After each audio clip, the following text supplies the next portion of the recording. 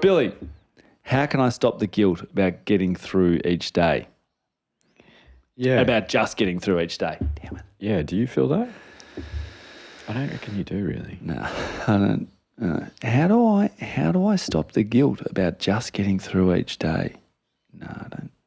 Yeah, see, I think you just really, and you invest in this. Ties beautifully to what you just said. I think you pare back stuff and you're like, no, I've got to just family, this home, this space and all that stuff. Whereas I'm the opposite. I'm like, I don't really have time to do this pod. It's all in free time that I have none of. Annalise doing all the parenting while I rabbit on about how important conscious parenting is. And I constantly feel guilty. I don't know about you. I run a gauntlet every fortnight until we get to this pod. And then I have this. I had the funny thing last fortnight where I went to my therapist straight after the pod. And I was like, this is such a untrue representation of what my time has been since the last pod, because I've had this like therapeutic 2 hours with Nick and I've kind of felt like I've achieved something. So I've got the pod recorded, whereas I'm kind of just getting through every day. Like I talked to you, how frustrated I was this morning because I'm like, I've got an hour with the kids every evening and I've got to get them in the bath, meal time, and try and get 10 minutes of like just joy with them. And I've also got to pack for the next day and I just hate it.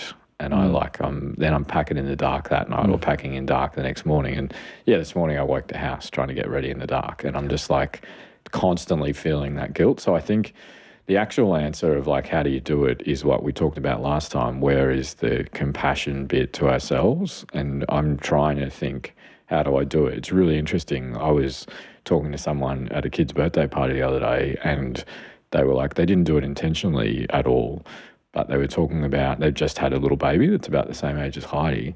And they're like, yeah, that's their first. And they're like, yeah, it's really interesting. What we didn't realise is like we've been, sitting around on our phones, like on the TV, like watching stuff, just being a bit mindless and brain dead. But then you have this baby and you just never want to look at your phone again. You never want to watch anything. And I was literally in the moment, as she was saying that, I was reflecting on the day before and I get told Heidi, like often there's days I don't get told her.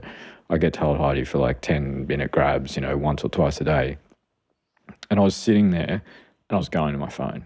She's eyes open looking at me and I was being drawn. I was feeling this physical pull to my phone, and I just felt so much shame in that moment watching this like mum bubble about how you never look at your phone when you got a baby and all that stuff. So I think that I've learned that was a good opportunity for me to feel that emotion, go like, I feel like I'm pretty crap, but to sit with it and be like, how can I appraise that objectively and be like, actually, it's probably because I'm just stressed and I've got a lot going on and blah, blah, blah, and thinking about that. And you have to get to that point where you have the emotion, have the experience, and then try and understand where it's coming from and then get to the critical appraisal that's like, actually, that was just one moment where I was stressed. And also, how can I use it? How can I go to a healthy coping mechanism of be a bit more present with her? And I've been working on that, which has been really cool. Cool. Anyway, I won't give shots on the answers to all the shots. This podcast is brought to you by Guiding Growing Minds, a social enterprise that aims to give all children the best opportunity to reach their potential and succeed in living rich and meaningful lives.